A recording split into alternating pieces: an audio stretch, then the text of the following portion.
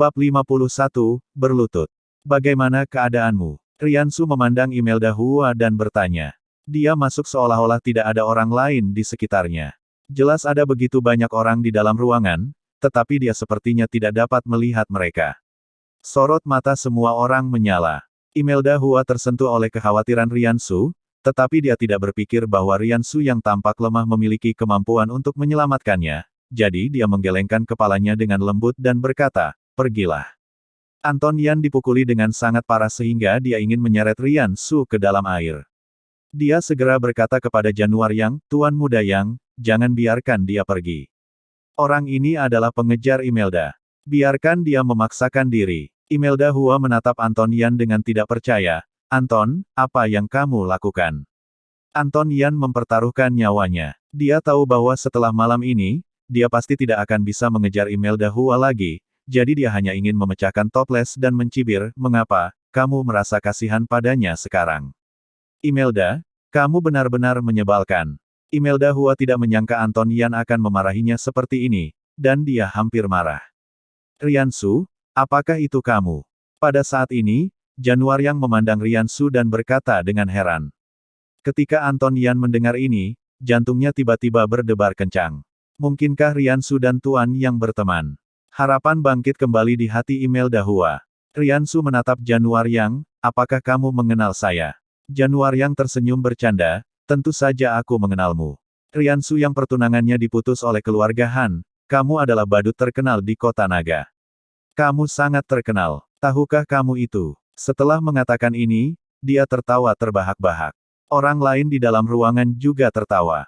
Anton Yan tertegun sejenak, dan kemudian dia merasa sangat gembira.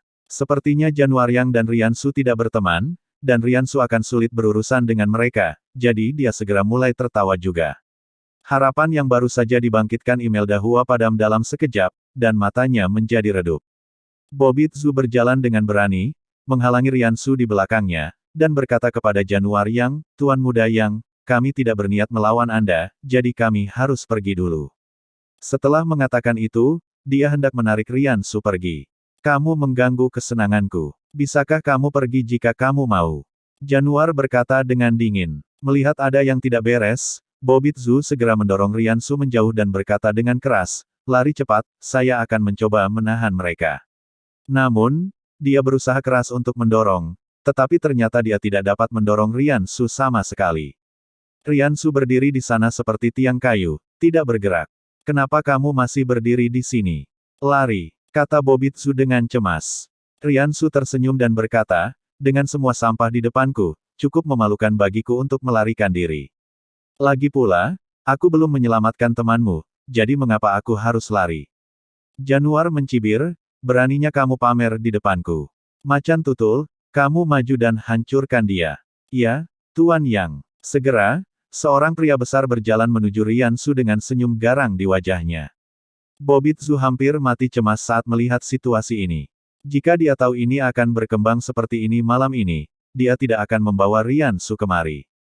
Ini bagus, Riansu terlibat. Anton Yan tersenyum sangat bahagia, tidak menyembunyikan rasa sombongnya sama sekali. Imelda Hua memejamkan mata, tidak sanggup melanjutkan melihat. "Nak, jatuh." Si macan tutul meninju wajah Riansu. Sebelum dia bisa menyentuh Riansu, Riansu mengangkat tubuhnya dan menendangnya ke belakang. Dengan keras, lemari anggur di belakang terjatuh. Ruangan itu terdiam sesaat. Tidak ada yang menyangka Riansu bisa mengalahkan pria besar dengan mudah. Termasuk Januar Yang, mereka juga tercengang. Dia adalah sepupu Jerry Yang, jadi dia mengenal Riansu. Sejauh yang dia tahu, Riansu hanyalah tuan muda generasi kedua. Sialan, semua maju dan bunuh dia. Wajah Januar Yang menjadi gelap dan dia langsung memberi perintah. Tiba-tiba, semua anak laki-laki di dalam ruangan menyerang Riansu bersama-sama. Mereka memegang botol anggur atau asbak, seolah ingin menghancurkan Riansu. Sangat disayangkan bahwa mereka semua adalah orang biasa yang bahkan belum mencapai alam pemurnian tubuh. Di depan Riansu, mereka tidak berbeda dengan semut. Bang bang bang. Riansu dapat meninju seseorang dan menjatuhkan semuanya dalam beberapa pukulan. Terlebih lagi, pukulannya sangat berat sehingga siapapun yang terjatuh setidaknya akan mengalami patah tulang.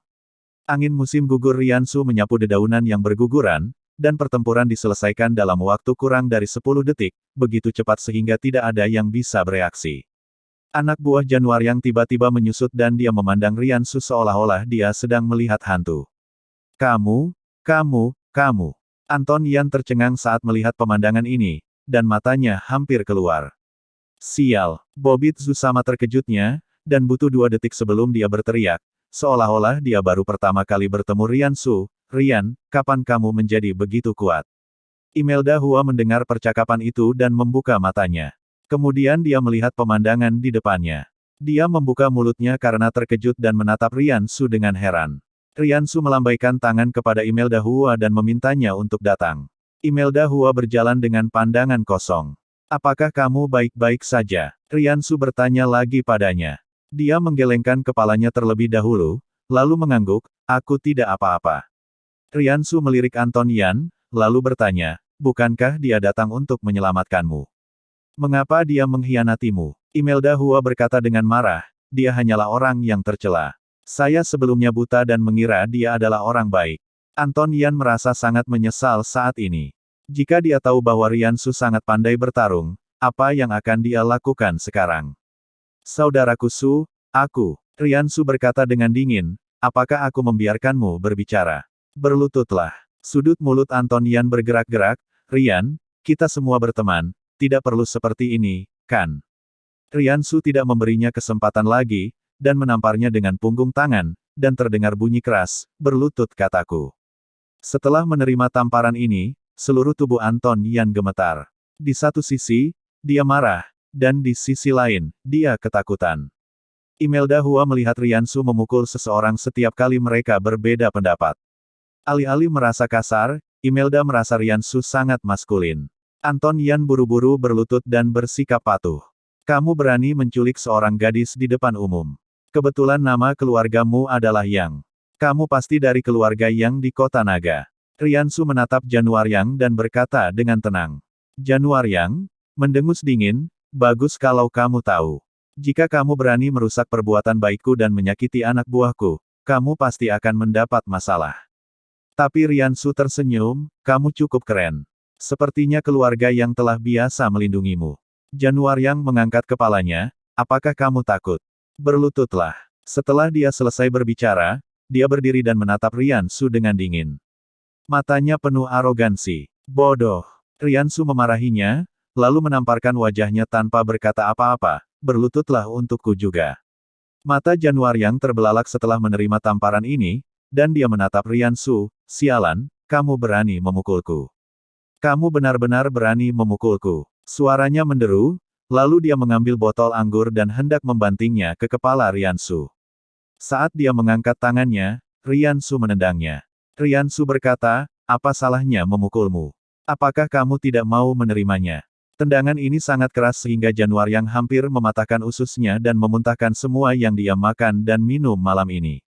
Januaryang akhirnya ketakutan. Dia berbaring di lantai dan menatap Rian Su dengan ekspresi ketakutan. Kamu, jangan mendekat. Rian Su tentu saja tidak mau mendengarkannya. Dia berjalan ke arahnya, menjambak rambutnya dengan satu tangan, menyeretnya, melemparkannya ke depan Imelda, dan berkata tanpa ekspresi, minta maaf. Pada saat ini, semua orang di dalam ruangan melihat Rian Su memukuli Januaryang seperti ini, dan mereka semua merasa sangat takut padanya. Imelda Hua sedikit bingung dan tidak tahu harus berbuat apa. Januaryang mengertakkan gigi dan tersentak kesakitan. Kebenciannya pada Rian Su telah mencapai titik ekstrim, sialan, jika kamu berani melakukan ini padaku, saudaraku pasti akan membunuhmu. Siapa saudaramu? Jerry Yang. Januaryang, benar. Saudaraku adalah Jerry Yang. Apakah kamu takut? Dengan energinya, membunuhmu tidak ada bedanya dengan menghancurkan seekor semut. Rian Su mengangguk dan berkata, oke, aku akan memberimu kesempatan. Kamu menelepon Jerry Yang sekarang dan memintanya untuk datang membantumu. Aku ingin melihat bagaimana dia membunuhku. Bersambung.